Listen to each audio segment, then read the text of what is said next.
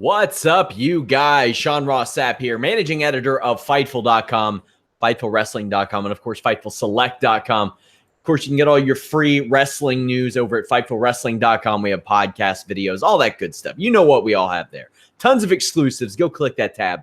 But Fightful Select brings you a lot of exclusive content. I did alternate commentary on the Jack Gallagher Drew Gulak match this week. We've got the Fightful Select Weekender where I review everything that isn't Raw and SmackDown. We've got the Q&A show, which goes up this week. We have Jimmy Van's match archives. Just head over to FightfulSelect.com, and you'll see all that we have over there. I will be joined by Alex Pawlowski, likely. He's running into some technical issues, so right now it's just me, but hopefully he'll be able to join us very shortly. If you all missed out, we do have a post-NXT TakeOver show, as well as my stream of the NXT TakeOver post-show press conference with Triple H. This show brought to you by our friends over at Knockdown Sports Radio. Hosts Chris Callicutt and Cody Teague dive deeper into topical sports stories, exploring the social relevance and fallout of those stories. You can find them at iTunes, Google Play, Stitcher, TuneIn, YouTube. You can find them on Twitter at Knockdown Media. The Knockdown Sports Radio, a great program. I'm going to appear on it this week, so make sure you all check that out. And, of course, like I said, give them a follow over on Twitter at Knockdown Media. They're helping keep the show free. So is omgee.com. That's omghee.com. Our world has become flooded with processed, genetically modified foods. However, natural organic foods are by far the best options for optimal nutrition. Ghee is a superfood, according to many top nutritionists and athletes, because of its high, healthy fat content. Their ghee is made of 100% organic essential fats, free of additives, preservatives, chemicals, and flavor enhancers. It's just 100% pure, wholesome food. It is the purified essence of butter, loaded with omega-3s and omega-9 fatty acids. I cooked my lunch with it today. It is fantastic. It is delicious. It lasts you a long time, way longer than a tub of butter does. And it is so much better for you. Check them out at omgee.com. And also, hit them up on Twitter at OMGButter. Let them know you heard about them through us. Even if you can't buy any right now, just let them know. So follow them, OMGButter on Twitter, and our friends at Knockdown Media on Twitter. Hot dog, guys. It was the Money in the Bank show 2018. Overall, I got to say that I rather enjoyed this show. The extra hour, it did feel like an extra hour. It was essentially a 5.5 hour pay-per-view. But the pre-show stuff didn't really start until 6:30 Eastern. So you could chop that off, make it kind of like a 5-hour show. But I thought there was some good stuff on this. On the pre-show, Charlie Caruso spots pancakes in a trash bag that Kevin Owens is carrying. And Kevin Owens is just outstanding in these backstage segments. He's trying to figure stuff out, trying to get involved and find out who the New Day are going to pick, who is going to help him kind of attack Braun Strowman, essentially. And that would be paid off later in the show. We also hear from Daniel Bryan, Seth Rollins, cutting pre-match promos, and Samoa Joe as well. Kevin Owens tries to talk to Joe about teaming up, but Joe is really confrontational about this. The glare that Booker T shot whatever doofus was screaming CM Punk was phenomenal. It was fantastic. Really, really good stuff that I enjoyed there. Owens takes New Day a bunch of pancakes and tries to find out which one's in the match. But New Day are mad that he likes other breakfast food. Owens says that IHOP was right to change to IHOB, and then they steal his syrup. Yeah, whatever. SmackDown Live Tag Team Championships kicked off this show. The green gear works a lot better for the Bludgeon Brothers, I think. Wearing those purple outfits makes them look like goddamn foot soldiers. People asking where Jeff and Alex is. Jeff is never on our post-pay-per-view shows. He's on our post-NXT shows, and Alex is having technical issues, so you're stuck with me. Harper gets tied up in the ropes and is hampered. Like, you see a little bit of vulnerability in his knee, but this match really didn't go that direction anymore. I was a little bit confused by that. I mean, we see Harper favoring the knee, but after that, there's really no more of it. It just wasn't it wasn't addressed anymore. It doesn't stop the Bludgeon Brothers from destroying Anderson and Gallows outside the ring either. Anderson just gets worked over hard for several minutes until he hits a spine buster. Gallows then reappears after getting beaten up outside the ring, gets that hot tag. This is the best shape I've ever seen him in. And I would really like to see them rewarded creatively with some stuff that can get them over, because they're just put into a match and go. That's it. They're not really given the opportunity to roll with their babyface potential, and they should, because they're really colorful, really entertaining, really interesting. The Good Brothers were over in Chicago too. Gallows and Anderson goes for the Magic Killer, but it stopped, and Gallows is hit with a bludgeon bomb to end it. So you all know, I post my match ratings every morning after some of these pay-per-views. I go on a 1 to 10 scale. It starts at 5, and it either slides down or slides up based on crowd reaction, execution, how excited I was, stakes, all that good stuff. It's entirely subjective. Since Alex isn't on this show, I will give you all my match ratings too, and we can kind of discuss those. I give this a 5.5 out of 10. Nothing too offensive, but it never really got going. There was never really anything in this match that was just that set it off. You have the Bludgeon Brothers, who in theory work, but as it turns out, they work a lot better when they're associated with Bray Wyatt. When they're not associated with Bray Wyatt, it seems like people have an issue connecting to them and investing in them. The Good Brothers, it seems like they may have run into the same problem with Finn Balor and with AJ Styles, that they need to be connected to one of those two in order for people to invest in them. However, I don't know that they've ever been really given that opportunity. So not big on that. The show kicked off with Daniel Bryan and Big Cass. This was the best match of Big Cass's life. He did great. Daniel Bryan did great. You're going to hear a bunch of doofuses say, Daniel Bryan carried him to a match. No, Big Cass put on the best performance in the ring of his life, outside of maybe not selling as well as he could have at times. I thought that Big Cass over-delivered. He went to that Diesel pose an awful lot, but Bryan ran circles around Cass early on, and it was the story of speed against size. And Big Cass always cutting these promos about how tall he is and yada yada. And nothing changed from the last meeting. I think that was the story, is that Big Cass keeps saying this, but that doesn't mean that the skill is there. It doesn't mean that the skill can overcome that. And I think this is a story that echoes real life. I mean, you do have people who truly believe in this world that a big guy can beat a little guy no matter what. And I would do a lot of shows with Vince Russo where he would bring that up, and I would give him dozens of examples in MMA history how that necessarily wasn't the case. Genki Sudo made a great career of it. I thought that Daniel Bryan took a nice flare bump over the buckles, and then they had that barricade spot, really showed them off really well. Bryan flipping over and leapfrogging Cass was kind of impressive as well. And Cass does that great East River crossing. That is a good move for his arsenal. I would maybe have that as the finish if I were him. I know he seems to like the big boot, but I think that's a really good one as well. Daniel Bryan works over the leg and the knee of Cass. Commentators used to never mention how hard the apron area was. Now they can't shut up about it, man. It's nonstop every time. Oh, the hardest part of the ring, man. Pick your spots. You know what I mean? Cass and Bryan just knocked it out of the park with this tilt-a-whirl spot. I don't know that there was a better combination to pull that off, but Bryan goes for his head scissors, and they spin around so much that you don't know which way it's going to end up. You don't know if Daniel Bryan's going to end up on the better end of it, or if Cass is going to just slam Daniel Bryan down and win that one. But Daniel Bryan does get the better of it and ends up applying the yes lock, which Cass does get out of. He gets to the ropes, and that's such an over move because Daniel Bryan won titles with it, and he did so many great things with that move. Now it's not necessarily a finish, but not a lot of people are well, I mean, I can't say not a lot of people are getting out of it, because people are getting out of it, whether it be the ropes or sliding out of it. Shelton Benjamin got out of it too. So it's clearly not his finish anymore. I wonder what went into that. Hopefully, if I ever get to talk to him on a media call or anything like that, we'll get to figure out something a little bit about what went into that. Or maybe he'll talk about it on his own.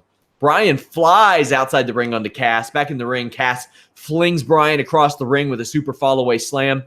Then Cass does a torture rack and a goddamn burning hammer.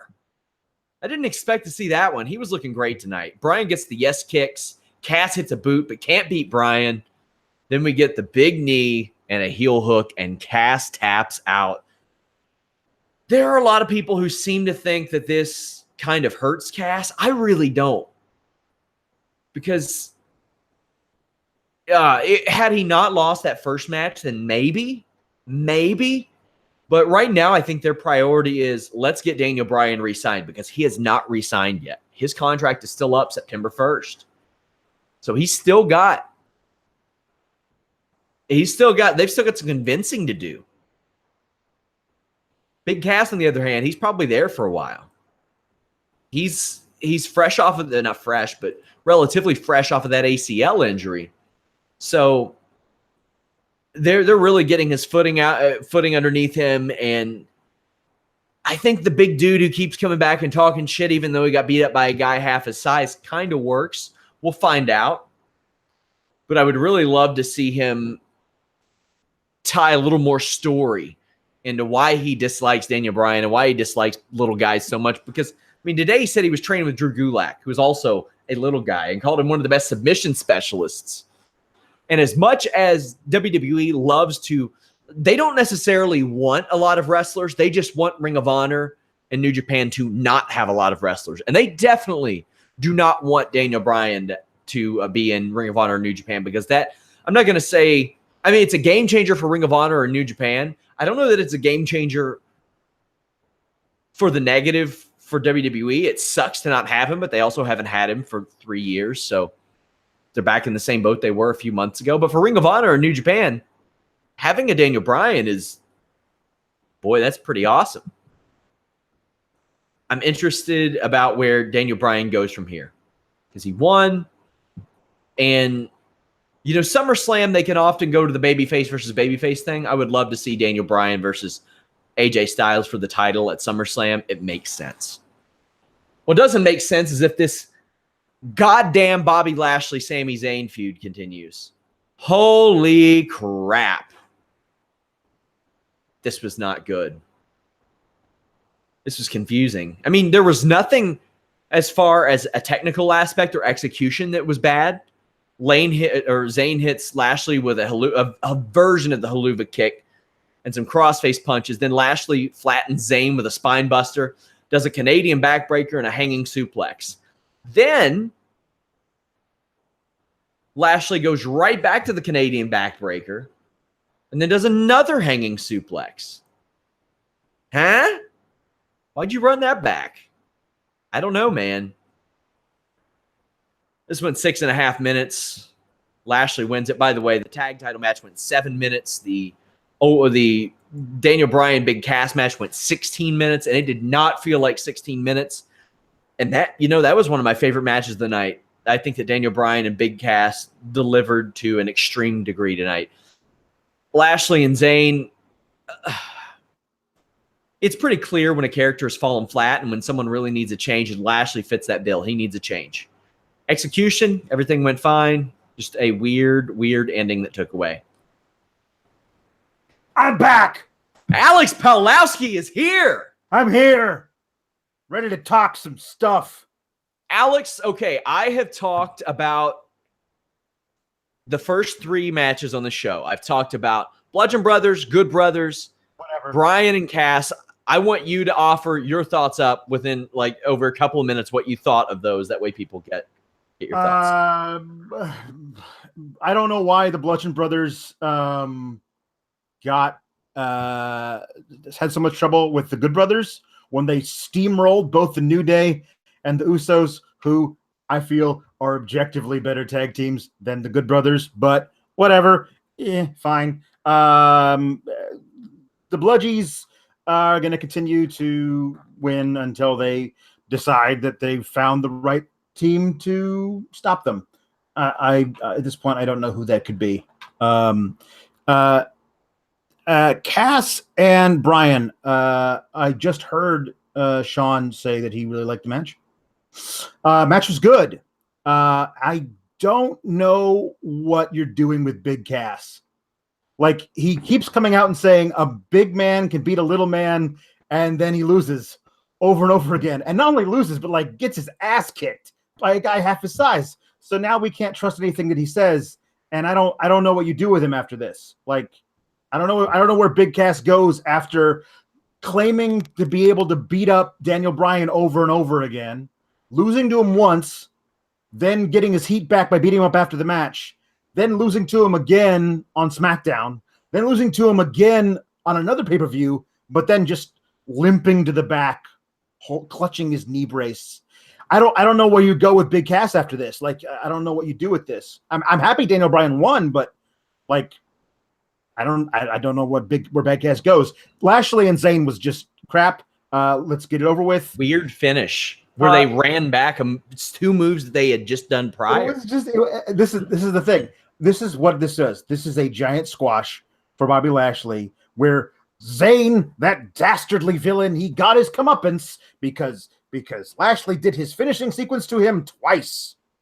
Yeah. Although his finishing sequence involves a Canadian backbreaker, I think. Like, no, torture rack?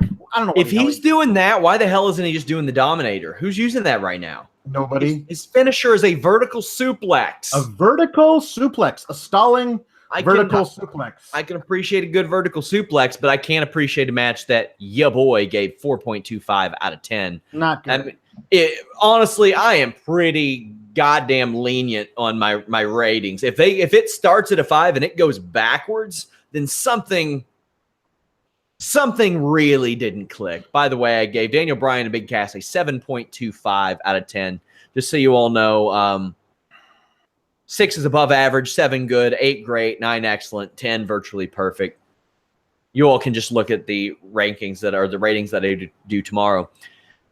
Seth Rollins defeated Elias to retain the Intercontinental Championship. Alex, I really thought this was the start of a 455-day Intercontinental title reign for Elias. It wasn't. There were a couple of great moments in this match where you could have convinced me it was the right moment at that time in the match to have Elias win it and to move on and be the Intercontinental Champion for a while, because at that point in time, I was thinking, hey, maybe they're smart enough to like move Seth Rollins up to the big leagues, let him challenge Brock, because I didn't know what they were going to do with the Money in the Bank at that point. But this match was really great. Really liked it. I did not like the finish. We'll talk about it when we get to that point, but did not like the finish. The crowd chants, "We are scumbags." Both of these guys are really over, though. Yeah. Elias clotheslines Rollins on the apron. Rollins takes it on his head as he does a DDT for 2. Rollins does a suicide dive. Elias doesn't really catch him very well. Inside the ring, Rollins tweaks his knee on a springboard attempt and catches a knee from Elias for 2.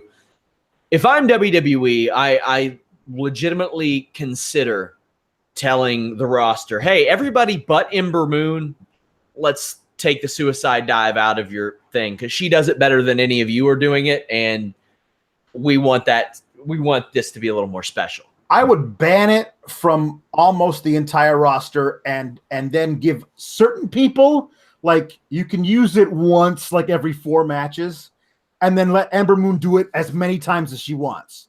But like, I like Samoa Joe's because he gets a lot of velocity behind it, and it connects with like a forearm and an elbow. It's a little bit, yeah, it's a little different. Everybody else's, it's just like Rollins is just he's adopted the Dean Ambrose running flying push. Like that's he pushes people when he gets to them. People have gotten so desensitized to it. Very few times do I see it work, but yeah, I review the Ring of Honor TV shows for the Fightful Select Weekender podcast. And Ring of Honor crowds, so often you can hear a pin drop.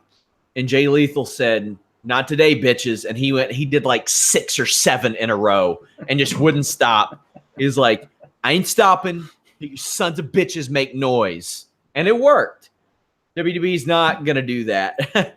And also, Elias didn't catch him very well. Rollins did catch knees on a frog splash attempt, though. We came back with a superplex Falcon Arrow combo. Rollins then misses another suicide dive, and Elias runs him into the post, runs him into the stairs, and does an elbow. His pace here was great. It screamed, I want to be Intercontinental Champion right now. Yeah.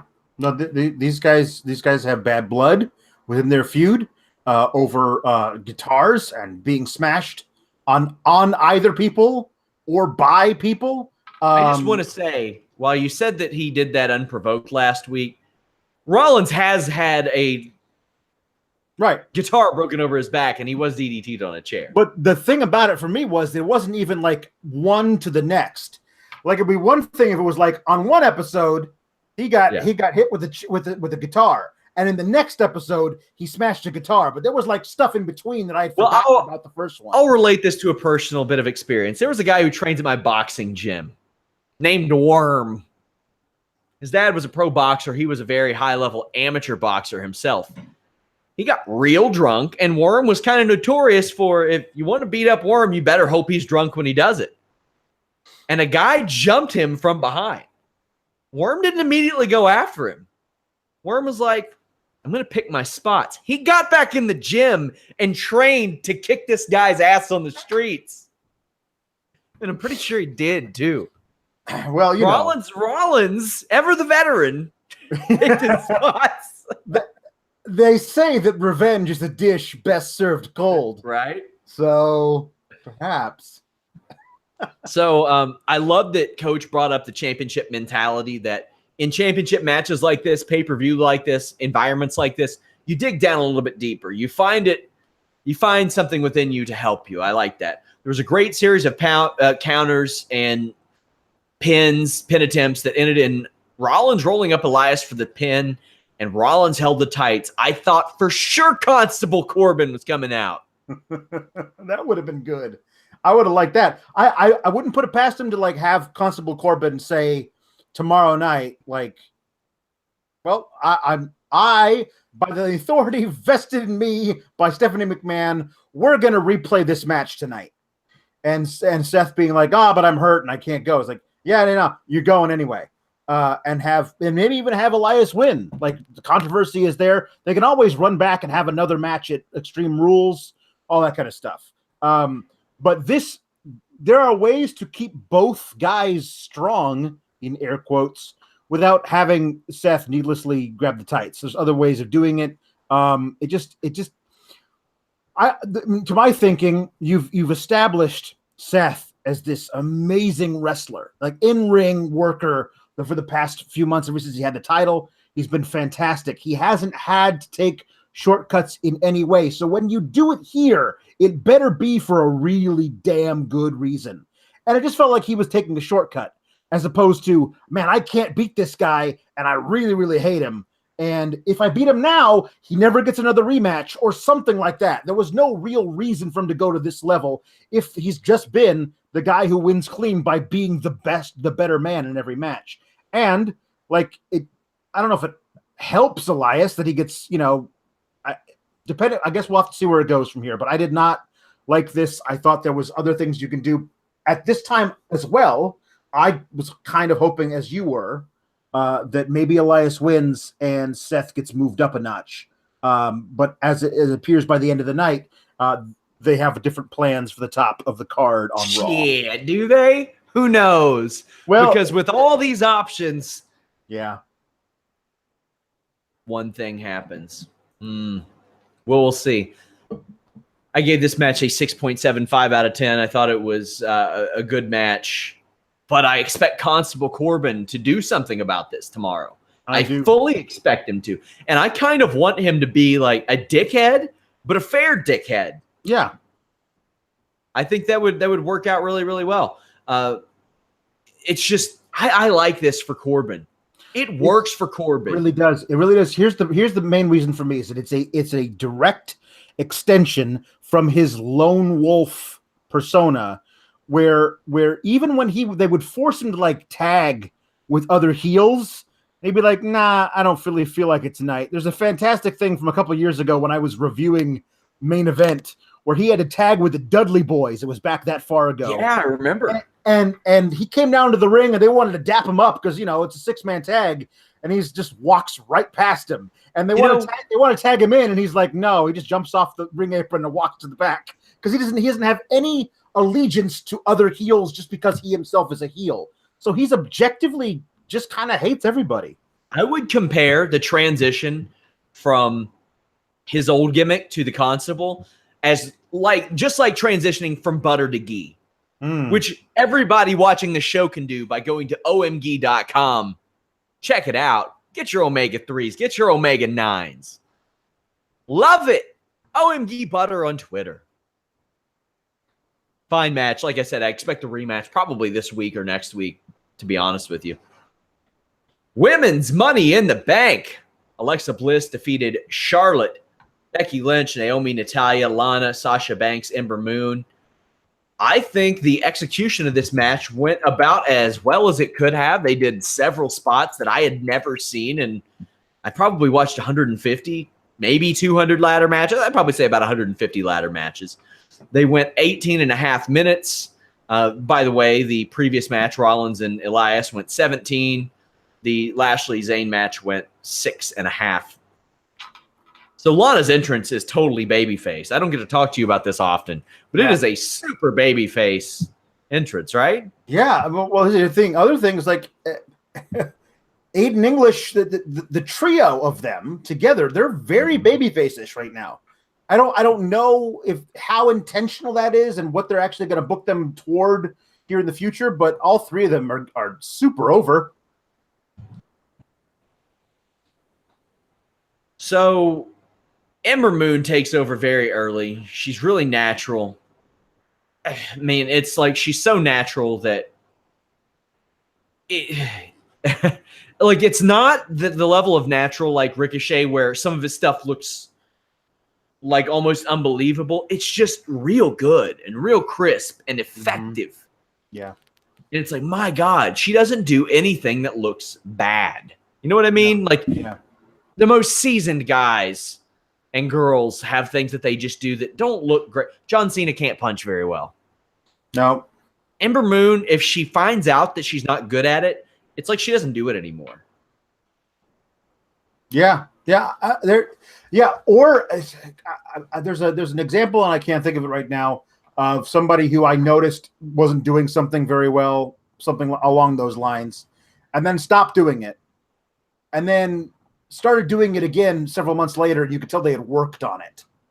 Like it's that kind of a thing where I feel like she's that kind of person of, if this isn't working out, I'm not gonna keep doing it badly in front of people. I'll keep doing it badly until I do it better in the gym, and then I'll start breaking it out again. But yeah, there was stuff she was doing in this. I mean, I'm sure we'll talk in depth about it. But her springboard plancha crossbody onto Sasha, onto the ladder, just makes my whole spine hurt still, and that was like 3 hours ago. Yeah, I am begging for an Ember Bianca program down the line, but I think that Bianca is going to be the person they anchor NXT to. I think she is NXT in the future. And that's saying something because Shayna Baszler's real good. I like Shayna Baszler, and Shayna Baszler is a special kind of talent for them. But man, Bianca, it's real good down there, at least at the top, at least the way it looks. Ember does a great springboard crossbody onto Sasha and a ladder, walks right into an X Factor from Lana.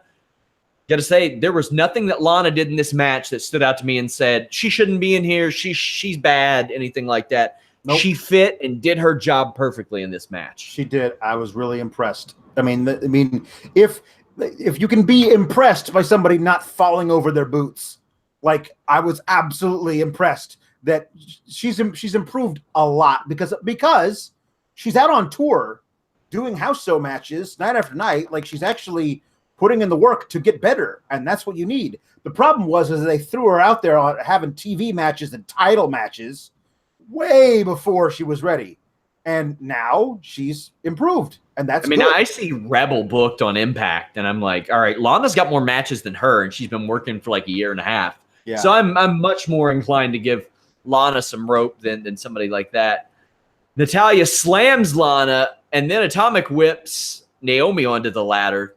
Charlotte's kicks are really awkward. I think she should stop doing them. Yeah. She steps into them and kicks in the stomach and almost falls down every time. It's weird. It's like her legs are so long. They're not they're like attached to her body at the wrong place. Like it doesn't feel natural for her to be kicking her giant gams up in the air. Well, anybody I've ever trained with who has had trouble doing toe kicks, they call it. Yeah. You just have them do a knee lift. Just have them drive the side of their knee into somebody. It works the same. It does the same thing. You don't get skittery feet, as they say. So I think she should probably abandon those. She and Becky hold a ladder and go back and forth with it. And Naomi runs and jumps off of it and takes out Natalya. Very cool spot. One of those that I hadn't seen before. I liked it. Naomi's athleticism was on display here as well, and she was made to look strong. So Naomi then dives onto Alexa, blockbuster Sasha off the apron. Becky tries to climb the ladder that Naomi and Ember are holding and gets cracked with it instead. Another cool spot. Yep. Naomi landing those speedball kicks about as well as the Black Mass hit last night. Those are ugly. Yeah, I don't know why she keeps doing those. Those are just they're just never going to work. Becky pushes Sasha off the ladders, but Sasha does a meteor to Charlotte and Natalya. And it was at this point where I realized that briefcase is up real high, man. Real high. It felt too high. Yeah, especially when Lana got that ladder, and boy, did she just have a look of sheer joy on her face that she was setting up a ladder. It was great. Natalya powerbombed Sasha onto the ladder, causing a lot of mayhem. And it was this point I noticed Alexa Bliss hasn't done anything. She eats a Machka kick and an accolade, which the commentary team says it was a mistake, but it's never a mistake to break one's back and make them humble. Alexa tries to push Charlotte and Becky off a ladder, but Charlotte survives in time to eat a backstabber. Then Sasha's face is crushed into the ladder. Charlotte spears Ember into a ladder. Alexa tilts Becky off of a ladder into another one and wins. Alexa Bliss, your victor. We can't talk about future booking because she cashed in later. Right. What did you think of her winning this match? Kurt Angle was overjoyed backstage. I really love this match, and I honestly, my thought going in was somehow they're going to wind up giving Natalya this thing, and she's going to turn on Ronda to cash in, and that was my thought. Happy that didn't happen, but I there were a lot of great spots. There's a lot of things that were hopefully preludes to something. Like if we ever get Naomi and Ember on the same brand, I'd love to see a few matches between them. There's a lot of stuff like that. I like that they call back to Charlotte and Becky being best friends, but there's no best friends in this kind of match, et cetera, et cetera. I really felt bad for Becky that she was all the way at the top and had literally unhooked the carabiner. All she had to do was take the briefcase off, but she had to wait for Alexa to get in the ring because she wasn't supposed to win. It felt like forever that she was up there before Alexa got in there to knock her off. There were a couple of times where it looked like somebody was going to grab. I thought Naomi was going to win. Why? Because she wins everything somehow. It seems like she wins everything when other people should probably win it. At least one of the two SmackDown Women's Money in the Bank matches from last year, Becky was all set to win and then got knocked off at the very end, and Carmella won. It might have happened in both of them. So it's now, I hope there's something that they can do in the future, maybe next year, where it's a thing of Becky keeps saying, I always get so close in these matches. I always get so close and I don't quite fall through. This is the year. And you can actually have that be a part of the story. So when she does pull through, hopefully, then it's a part of things. But not knowing what was going to happen later in the night, when Alexa Bliss won, I was like, that's cool. This is a person who absolutely will utilize the Money in the Bank over the next 6 months or so really well. She'll figure out, she'll threaten people hey, just so you know, always be looking out because you never know if I might be around the corner. That kind of a thing, not knowing obviously what was going to happen later in the night. But I thought it was their way to keep her out of the title picture, essentially. Yeah. Because, I mean, I thought it was going to be a very Carmella thing because she is Carmella-esque in that regard. Right. Roman Reigns defeated Jinder Mahal. I gave this one a whopping 4.25 out of 10, who is already a heel according to WWE's company line, getting CM Punk chance against super babyface Jinder Mahal. This match wasn't good. No. And I had Charles Robinson saying, oh, they didn't give it a chance. Well, the fans are not invested in Roman Reigns. Not positively, not negatively at this point. It's not polarizing. It's indifferent. Also the same for Jinder Mahal. This isn't an IWC thing. That's not a real thing. Everybody has a goddamn computer. Yeah. Rusev Day chants, Velveteen chants, let's go Cena, or Cena sucks chants, NXT chants, boring. I think there may have even been an LOD chant at one point. All those. A chin lock. That didn't turn the crowd around. Man, this is the thing I was thinking about. As soon as they booked this match, I was like, this is just going to be Roman Reigns doing his thing where he's fighting from underneath. Oh, Roman Reigns. Oh, gosh, how is he ever going to get out of this headlock that he's been in for 5 minutes? Like, how does that make you want to see this match more? Like, and the idea that was floated out there that the next program for Brock Lesnar is more of this again. Like, why are we doing People this? Are not invested in a positive or negative way necessarily in Lesnar in that regard either. They see him for what he is in this. And my thing is, you book him against Elias, you book him against a Rusev, you book him against a Seth Rollins, you book him against a Braun Strowman, you book Roman Reigns against people that fans care about and they like, he's going to get a negative reaction. I don't know how you can't get him a positive reaction except in select cities. Yeah. So what they would rather get indifferent reactions. They would rather get CM Punk chants than him to have a negative reaction. And a lot of people say, heel turn ain't the answer because then they'll cheer him. Well, good. Then they get what they wanted all along. Right. Then they get what they wanted all along. Who cares? Yeah, no. Good. At least it's a reaction that is contingent to the match that is taking place in front of them, as opposed to a reaction there's no way to chant, we don't appreciate the scripting of your program. Yeah. You chant all this other stuff. I'm pretty sure if they could organize one, they would. I want to see somebody come in and pass out flyers with just like hashtag, we don't appreciate the scripting of your program. Or everybody on 3. One, just that would be great. Find somebody, get out there and do it. And I got people saying fans don't care about Brock Lesnar. Watch their matches. See how people react to them. He gets good YouTube numbers. People will see what he does, but does he get the type of reactions from a crowd with Roman Reigns that WWE desires? No. That has been proven. The evidence is there. And how many times can you go to a different city and say, well, it's that city. It's that city. It's that city. Oh, yeah. Chicago's a heel town. Like at this point, with a certain segment of the fans, the ones whose voices, let's say, are the loudest, they're deep, and they carry very far, and they decide to be very pushy in the matches. They're all a bunch of heels. They have heel in their damn Twitter handle. Like, these are people who decide that being a bad guy is cool or whatever.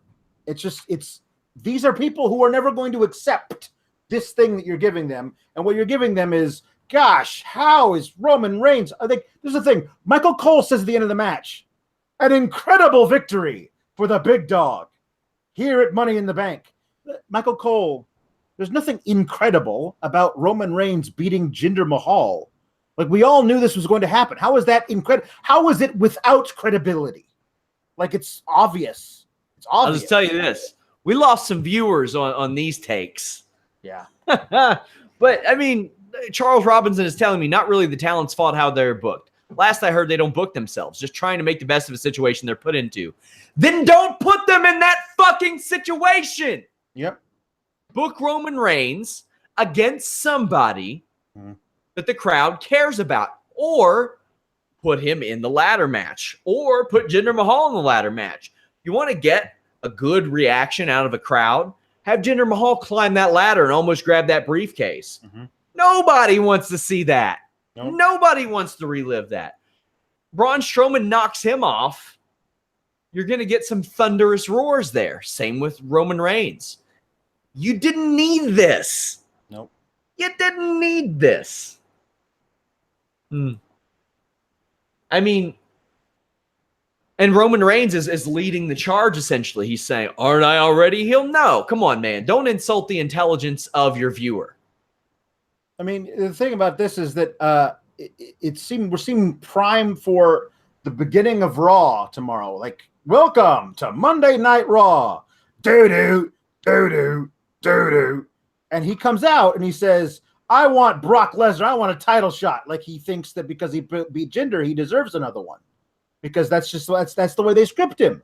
Like it's weird to be like this kind of a guy who's so ridiculously entitled to then come out and say management won't give me a title shot. Like, yeah, sure they won't. Like it's just a weird thing that you put him in these positions.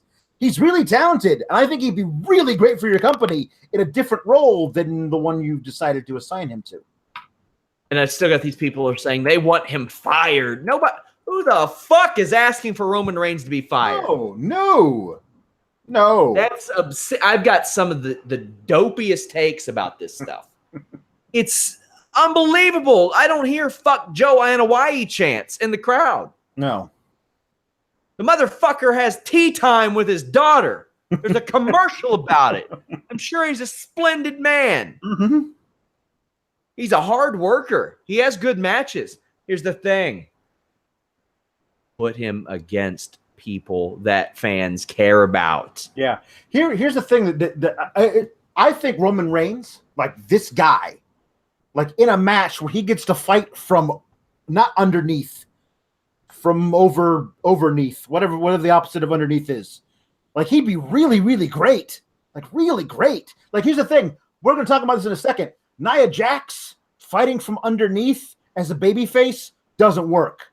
Her just tossing people around, like that works. She's a much better character as that because you believe her as that, as opposed to how will this underdog who's twice the size of her opponent ever win?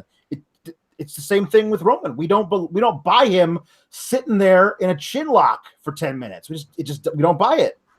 There are a lot of people, if you remember, we're all in on the gender push, and really we're sarcastically in on it. That's troll culture. They were trolling us. Believe me, nobody appreciates a good troll more than I. But you hit your wagon to a guy that almost everybody, even those people who pretended to support it, but said, at least it's something different.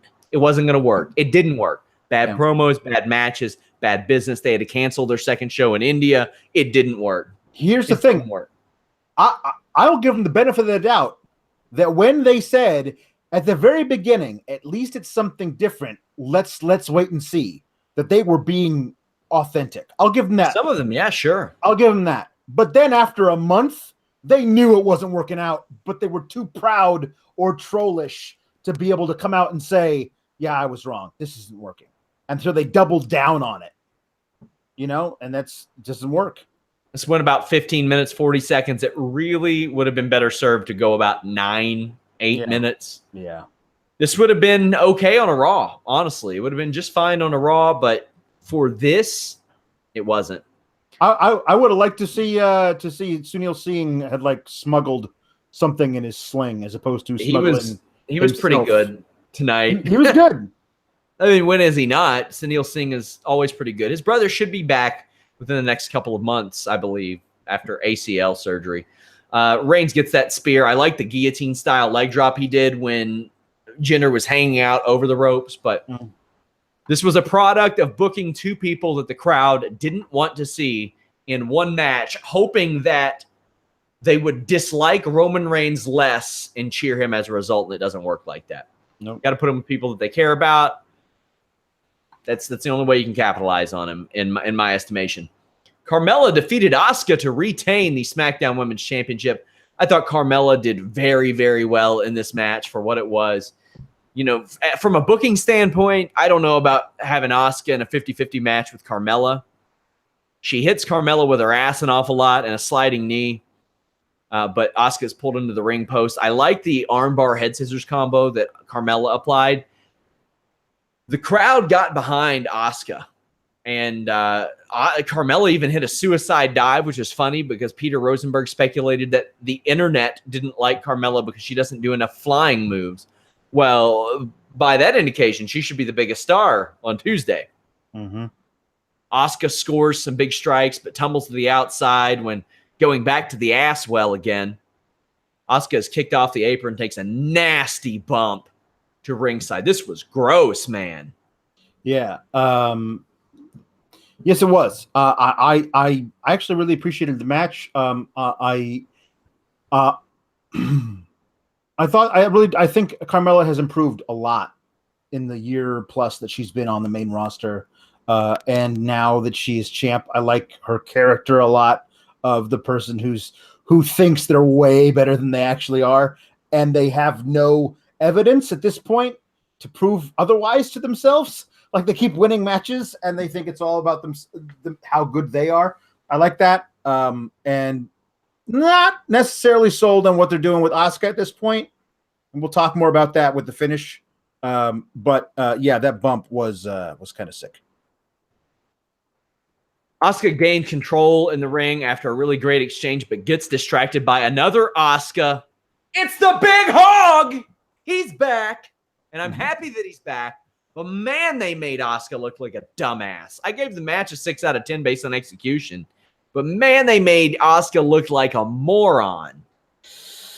Yeah, if it had been established that when Asuka comes down to the ring, she's like representing some kind of Japanese mythical ghost spirit thing.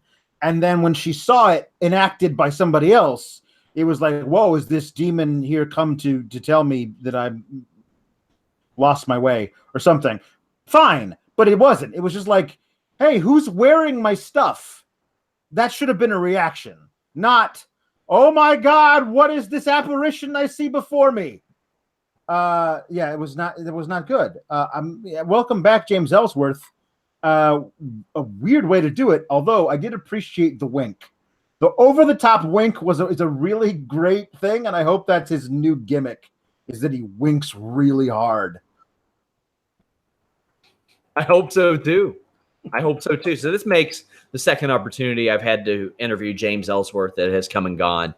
As people say, why would James Ellsworth do this after Carmella turned on him? Why wouldn't he do this? What indication have you ever been given that Ellsworth wouldn't do this? He wore a leash and drank out of a dog bowl for her.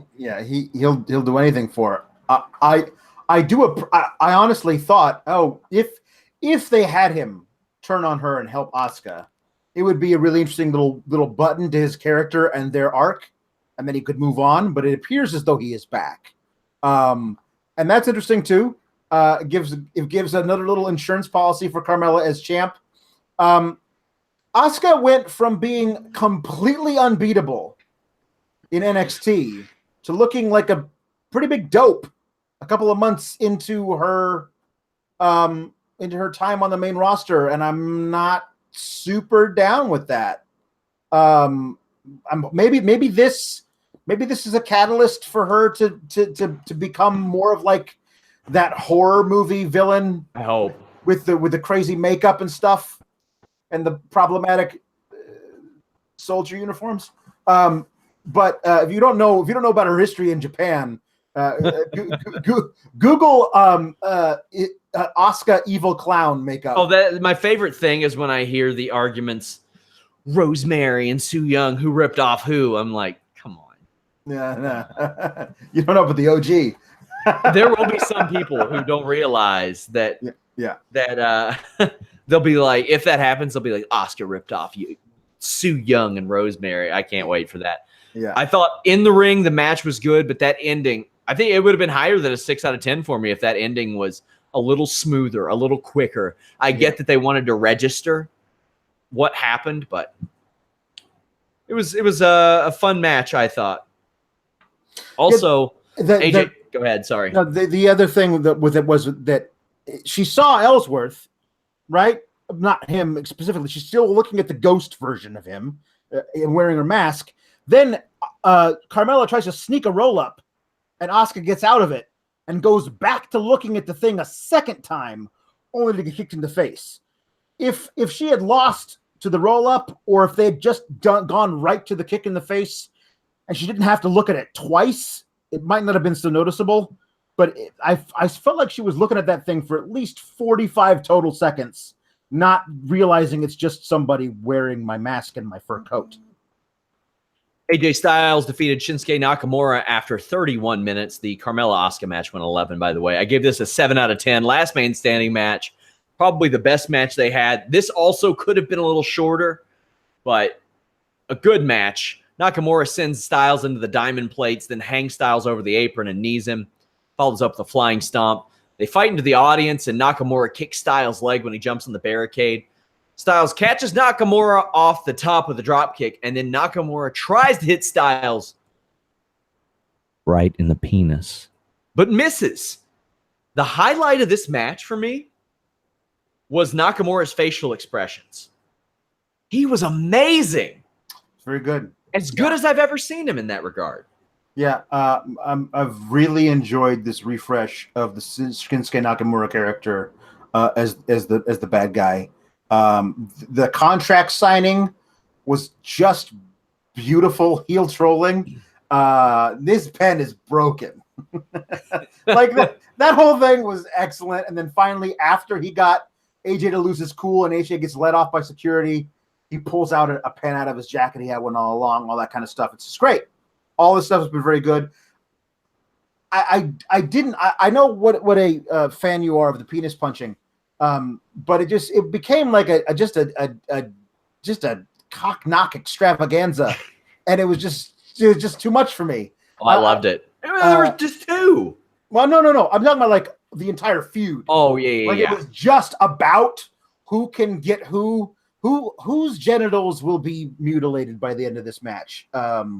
Was basically the theme of a lot of stuff.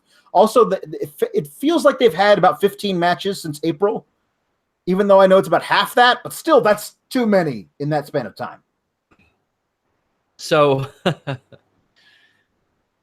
Styles has a forearm spot or stopping is thrown into the announce table. This is after Nakamura had hit a reverse exploder and Styles had an Ushi-Goroshi. For some reason, Nakamura does a Kinshasa on the tables. Why? And somebody say, oh, because it was there. No, that doesn't make any sense. It didn't make any sense when Paige did the PTO on the tables, which holds somebody off the tables. I had somebody saying, oh, they shouldn't do punches and kicks on a table. I said, well, no, they shouldn't back bump on the edge of a table, especially when it's in WWE canon that Vince McMahon broke his tailbone falling on one of them. Yeah. No, it's everything hurts worse on the tables. Yeah. Styles almost powerbombs Nakamura onto a table that Nakamura set up, but instead goes ribs first onto it, and then Nakamura heaves him through it. Styles manages a calf crusher, and Nakamura taps, but there's no submission. Styles takes a chair to Nakamura's legs instead, and Nakamura begs off beautifully, but gets beaten down. He keeps getting up and begging, and then right in the penis! And a Kinshasa follow. They brawl on top of the table. Styles forearms Nakamura. Styles hits an awesome Styles clash to the floor. And it doesn't get the job done. Nakamura gets up. And then AJ Styles looks him square in the eyes, and he knows what he has to do. He has to right in the penis. Beautiful, phenomenal forearm through the announce table. Gets it done. Thought this was excellent. Yes, I will say in the context of the match itself, really enjoyed it. The best of their matches that they've had in WWE. And now you need to rehabilitate Shinsuke Nakamura a little bit because he's just lost or deliberately got himself disqualified in all these matches with AJ. He lost to Jinder over and over again about a year ago. You need to do something with him. So my thought is you move him back down the card, you feud him with Jeff Hardy, have him get the U.S. title and hold it for several months. I think he'd be really, really great at that point because obviously Vince does not trust him to be at the top of SmackDown. But at the top of the mid card, I think you could actually work with that. And that might be his ceiling according to Vince. And that's something that you can do to let him, get back up a little bit because I don't. This is the same thing with Big Cass. If you lose too many times in a row and keep saying how you're going to win and then prove yourself wrong by losing, eventually we stop believing you. So maybe we have. I know Shinsuke and Jeff Hardy had a match. I think this past week on SmackDown, if not the week before. So they've started a little mini feud beginning. So I think that's where you go from here is let Shinsuke and Jeff start a little thing for the U.S. title. Yeah, and I would have Nakamura say that he misses Japan a lot. I would have him really do that. I'd always wanted Itami to really, during his heel run in NXT, I wanted him to say that he didn't appreciate American fans and wanted to show them how they should act and have 3 Japanese wrestling fans politely clapping like at ringside. I think that would be a funny troll and something Nakamura would do. He would only slap hands with those 3 people. Like, that's it. Yeah. That's all. People are asking for a Fightful RITP shirt. We don't have that up right now, but we do have the new white Fightful t-shirts up at ProWrestlingTees.com/Fightful. Jonathan Ma says, Sean, this is a bad idea. Do you really trust WWE to do that? No, I don't. No. I don't. No. By the way, guys, this week on FightfulSelect.com Q&A podcast, I just filmed a lot of dark match commentary stuff. We got that Fightful Select Weekender, UFC rankings breakdown. I did a show called If It Were a Work, If It Were a Shoot, where I predicted UFC, WWE, and NXT matches based on the opposite. If the WWE matches were a shoot, UFC was a work. Take a look, see what we have to offer. Also see what our friends over at Knockdown Media on Twitter have to offer. I'm going to be on their show this week. I already gave them their plug earlier, but they're good folks. I'm giving them another one. Check them out. Knockdown_media on Twitter. Alex? Mm-hmm. Ronda Rousey's pretty goddamn good at this wrestling thing. Yeah, way, way, way better than I thought she would be, in her second match. Like way better. For, we heard a lot of they didn't think that Ronda Rousey was ready to face Mickie James overseas. Yeah, I don't know if I'm buying that. Yeah, no. I can tell you that WWE played this match close to the vest. They didn't want anything out about this match. How long it was going to last, what went into it, what kind of spots were happening, the finish, obviously. Because very rarely do I poke around about storyline stuff. There wasn't anybody that knew anything about this match tonight. There was a lot of responsibility on Nia. She delivered. This was Nia Jax's best performance of her life. On the same night that Big Cass had his best performance of his life. So you had a couple of people I thought really show up for work tonight. And I criticized Big Cass and Nia Jax's work. I want to take my hat off to both of them. They both stepped up big time tonight, Alex. Big Cass did have a match of his life. It's unfortunate that they decided that he should lose it when he could have easily cheated to win. It would have been part of his character, and you wouldn't have had him limp to the back, forlorn about having lost to a man half his size. Anyway, but Nia, I agree with you. Yes, this is great. This is a thing. This rivals, I think, her first match with Bayley. Takeover London, I think it was, in NXT, where she lost to the guillotine choke, because at that point she'd only been doing squash matches, and so we didn't really know anything she was going to be doing at that point. And I was after that match, I've always kind of had a better opinion of her and thought she was capable of so much more than you have, I think, on our Raw chats. But leading up to this, I would have said that you were far more in the right than I was. However, this match, again, makes me believe that there's so much more that she can do. And they absolutely perfectly played this match within itself. They totally worked on this woman is way bigger than she's not in, let's say, Ronda Rousey's weight class. That totally worked. You saw Rousey just being overwhelmed at certain points, but never giving up, which allows you to root for her even more. It was great. This whole thing was great.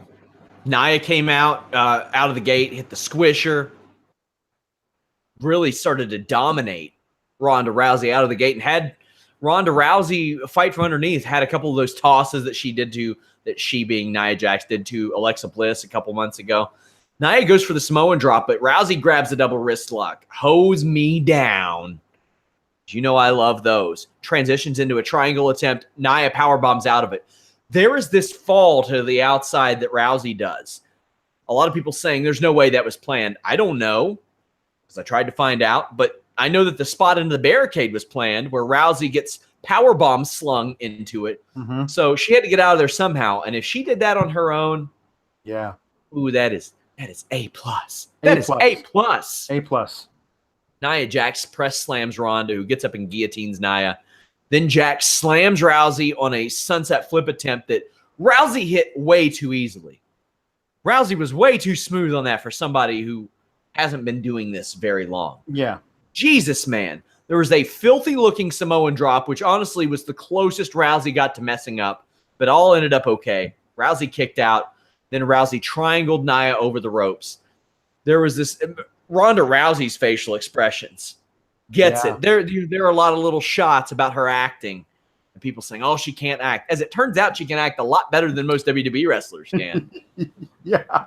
Because her questioning, should I go up to the top rope, then going, fuck it, YOLO. Yeah. Diving onto Nia was outstanding, Alex. Yeah. That there's a great little moment there. Her hulking up near the end, like, listen, bitch, I'm Ronda fucking Rousey, and I'm totally coming for you. That was a really great moment. All that stuff. There's a judo throw. Like My God. This hip throw. Jesus. This arm drag hip throw. Oh, man. Man. It was nice. You know, I often talk about certain fights and certain moments in wrestling and MMA that make me want to get back in the ring or go train. I'm going Sunday. This makes me want to go just work hip throws all day. This was amazing. This is one of the things I warned you guys about. Ronda Rousey knows things that pro wrestlers that flat out, if they've been seen in pro wrestling, they're far gone. Yeah. Because not only does she train judo, but Shayna Baszler is an outstanding catch-as-catch-can wrestler. She works with her. Jessamine Duke has an outstanding Muay Thai background. Did that before MMA. Oh, by the way, her other friend, Marina Shafir, happens to be engaged to Roderick fucking Strong. Yep. And despite his shitty little boots, is a fantastic wrestler. Yeah. So, my God, the connections are just aplenty. That judo throw was great. Almost, or she applies the armbar but pins herself. Does a Uranagi, and they have the armbar applied, but Alexa Bliss runs in and attacks both with a briefcase. I thought this was an amazing way to not have Rousey win the match, not have Rousey lose the match, not have Rousey win the title. This was really good. This was awesome. Obviously, Alexa Bliss cashed in, won the title with a DDT and a Twisted Bliss. I loved it all. I want to know your thoughts about the end of the Rousey match at first. Yes, I agree. I liked it. Gosh, those two women have Nia Jax and Ronda Rousey did such a great job in this match. Like both of them, just worked their asses off, and to have neither one of them holding the belt at the end of that match felt cruel. You know what I mean? Like, oh gosh, I wanted one of them to get a reward. You know what I mean? Like, so that's great because you want to root against Alexa Bliss. She was opportunistic. She came in. She used the briefcase as a weapon. I thought for a second that by giving over the briefcase and cashing it in, she loses custody of it. She no longer has it and can no longer use it as a weapon. You know what I mean? So I thought she might have, traded it in too soon. But the fact that she kept hitting Nia on that bad arm, that totally worked. The DDTs, Twisted Bliss, great. It also sets up a perfect Ronda Rousey versus Alexa Bliss feud here in the future. Well, this one's categorically different than Nia Jax, isn't it? Yes. And also, it's a weird thing because Nia Jax has not been behaving like the woman who beat Alexa Bliss before. You know, like she's a different person now. She's been very much more heelish than she was when she was like, "Hey, everybody, let's just stop fat shaming everybody and don't be a bully." Like that's a different person than this person who just lost. So who knows what that person? If you ever watch Total Divas or see her talk, while it's a nice sentiment, that's not necessarily Nia Jax. Right, exactly. She's a very sassy, charismatic girl. Yes, she is. And they don't. It's hard to portray that when they want you to be a monster, but she is that. Yeah. Also, everybody's that knee from Ronda Rousey. Oh my God, that was a terrible camera angle. I want to see all angles of that crazy running.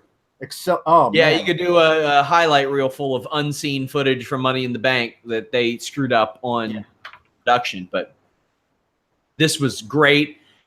Everybody upset that Asuka lost 2 matches in 2 months, but Nia Jax lost 2 in 2 minutes. It's true.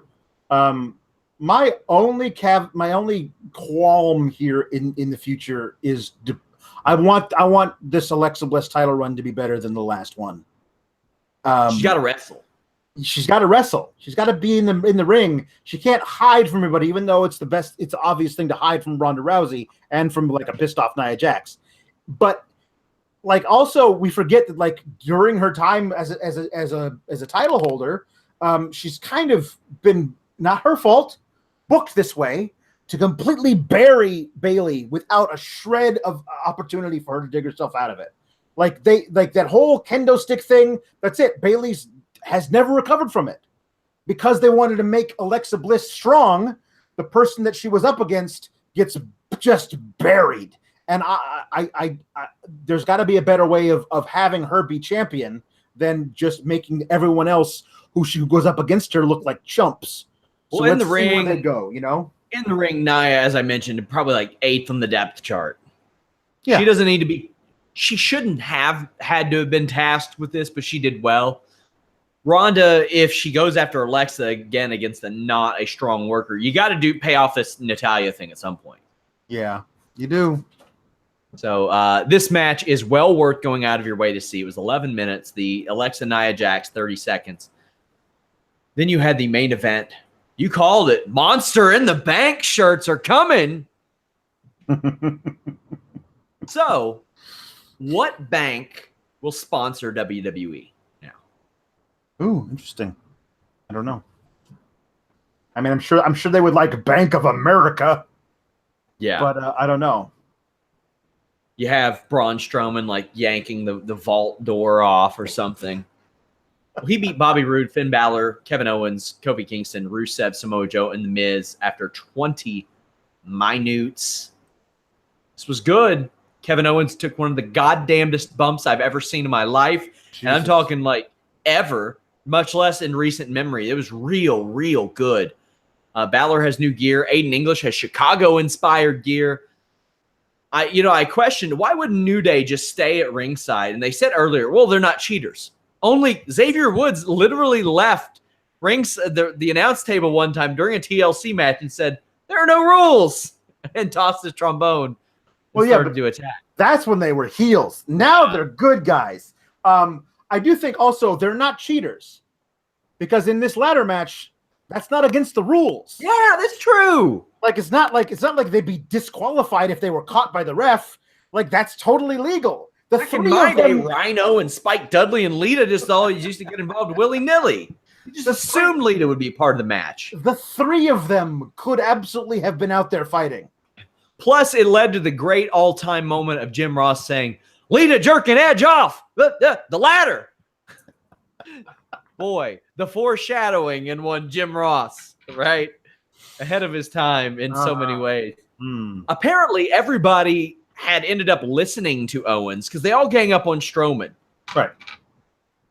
Now, this is multi-layered, and I hope there's something creative that comes out of this. I hope it's not just something they throw away. Kevin Owens has been really making an effort, going to people saying, listen to me about this guy. This motherfucker is dangerous. How do I know? Because I'll be getting shoulder blocked by him twice a week for 2 months now. That's how I know. So they all put ladders on top of Strowman. This was great. Finn Balor and Braun Strowman have an awesome spot where Balor goes back and grabs the ladder and Strowman has the other end of it. And this was a night of great reactions and great facial expressions, and this was another one. But before that, The Miz had tried to climb the ladder in the ring. He just, he was sneaky, very sneaky, sir. Rusev fall-away slams KO into a ladder. Kofi goes for that trust fall spot and kind of gets caught. Yeah.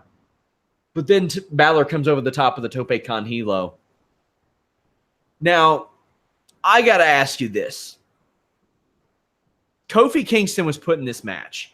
Do you think that New Day as a team decided that Xavier Woods couldn't do it because he blew a 2-0 lead at E3? It's possible they thought he might choke a second time. Yeah. Listen, in case you all didn't know, Xavier blew a 2-0 lead. Tweet him at Xavier Woods PhD. Tag me in the tweet. Just say, I can't believe Xavier Woods blew a 2-0 lead. Mm-hmm. Yeah, it's amazing. It is amazing. And disappointing, really disappointing. I'm not mad at him. I'm just disappointed. But if you pay attention at all to the past few years of New Day, they've always said they want Kofi to be a WWE champion. And Big A and Xavier have said it over and over and over again. We should have always known it was going to be Kofi. And I think it was cool that he was there because this was a match filled with a bunch of guys who weren't really flying types. Like usually in these matches, you got guys who jump off of ladders or use them to like run up them and jump off of them, stuff like that. And you had like Rusev and Samoa Joe, guys who are most likely grounded. So having Kofi in it really, really helps. Like I would have loved to see Big E in it, but that's just another big dude who doesn't really, jump off of stuff. So having Kofi in it allowed you to have those kind of spots. So Braun tosses KO off of a giant ladder. Into a bunch of tables, and he's out. He's done. Did he come back at all? No. Apparently he was stretchered out. Like they committed to the bit. Well, I legitimately hope he's okay because that was one hell of a bump. That was an amazing bump. Yeah. Braun kills Kofi with a choke slam on the ladder. Then two opponents have a ladder that he runs through. He does the running shoulder block and breaks through a ladder like in Red Rover. Yes. And again, Miz looks on terrified. Yeah. Fantastic. Yeah. There were a lot of those tilt them off the ladder into the rope spots tonight. There's a stack of laid on Rude, Kofi, and Miz, but Joe comes up and applies a Coquina clutch. He gets Machka kicked, but then he's knocked off the ladder by Miz. Balor does a great coup de grace off that ladder onto Rude. Then Braun power slams like everybody. Strowman has Kofi on his back on top of the ladder and just tosses him off. If I'm Kofi Kingston, I find whoever produced that shot and I smack him in the fucking mouth. Yeah. Because they missed it. Yeah. They missed one of the biggest bumps he's ever took in his life. Yep. And if I'm him, I'm saying, hey, dickweeds, why did I do that? Yeah. If nobody's going to see it. Land on my feet or my front or something. Yeah. Braun wins. What do you think of Braun winning? Because a lot of people say he doesn't need it. He doesn't need it. I don't think he's going to cash in on a vulnerable guy. No. I don't think that's how he works things. Here's Braun has always said, like, you get me in the ring with Brock, I'm going to beat him. Like, even though we've seen before that wasn't the case. And that's the problem with that particular match is that that he had Brock beat, but Brock hit one F5, and because you got to protect that move so you can spam it on Roman Reigns several months later, he lost a one F5. But he got up right afterwards and was like, man, I'll give me one more shot at you. I'm going to take you out. And he's always maintained that since then. So the way to be true to his character is for him to come out like even tomorrow and be like, SummerSlam, me and you, Brock, I'm cashing it in then. Like, actually set the date ahead of time and say you can train all you want. Or it would be even better, which is never going to happen. Like, next week on Raw, show up. I know you weren't supposed to. I know it was your night off. But show up then. I'm making you show up. Because guess what? This contract says I can make you show up. They're never going to do that. But whatever it is that the next date for Brock is, he should say, I'm cashing it in ahead of time. Because he's always said, I don't need any specific help to do it, you know? And that's the way that should be the thing. Or he should say, next WrestleMania, like, bring the whole thing out. I don't want him to do that. But like he should actually make that challenge way ahead of time. Yes, he should, and I think he will. We'll be able to speculate a little more after tomorrow because there were a lot of questions in my estimation. What is up with Big Cass? What direction will they go with Daniel Bryan? Will he resign? Who's next for the Bludgeon Brothers? Hopefully Zayn Lashley is over. Will Rollins and Elias get a rematch? Yeah, both women's divisions have question marks around them. Yeah, I mean, the fact that the Extreme Rules is the next pay-per-view means you got to figure out how are we going to set up the tables match? How are we going to set up the ladder match? All this stuff and all this on who gets what. The other thing for me is that you had, this is again something we talked about last night about in what great shape the NXT tag division is in, where you can just throw in Oney Lorcan and Danny Burch, guys that we really don't have a connection to, and they can pull out a damn clinic with the Undisputed Era on Saturday. And on Sunday, we get however long it was, 7 minutes of the Good Brothers versus the Bludgies. Well, I don't know if NXT's is in a great place because TM61 creatively, Street Profits look nice, but from an in-ring perspective, these are all people who could work great matches with, because they would have time to actually produce them and make them and work on them. Here you have the SmackDown's on the SmackDown Tag Team Championship match is on the pre-show, and the Raw Tag Team Championship match doesn't exist on one of the big 5 pay-per-views. Like, and they are it's not like it's with the US title and Jeff Hardy, where he doesn't have a number 1 contender. Like, we've already established the B team is the next guys who get a tag title shot, and they can't get on the pay-per-view. Like, the tag division is all bleh.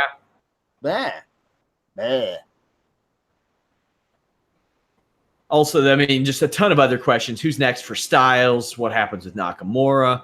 Who's next for Carmella? There's a lot of question marks. I feel like there was a lot of finality. I mean, you got to move on from Reigns and Jinder Mahal, for the love of God. Guys, you all can follow Pawlowski at Pawlowski the 4th. You can follow me at Sean Ross Sapp. Check out FightfulSelect.com, but also check out OMG.com. Check them out at OMG Butter on Twitter, and check out our friends at Knockdown Sports Radio. They are on Google Play, iTunes, Stitcher, TuneIn, YouTube, and more. I will be on their show this week. You can follow them at Knockdown Media. Let them know you heard about them from us. We are back for the Raw post show tomorrow, but I'm streaming the Cody Rhodes conference call tomorrow at noon. I'll also be streaming the Juice Robinson one this Wednesday. Lots of stuff there. If you missed out on the Triple H post show conference call, that is up on youtube.com/Fightful. Subscribe, like, thumbs up, hit that little bell. We went long tonight. We went really long. And with these pay-per-views being longer, sorry, Alex. Long shows now. We're back tomorrow night. We're out.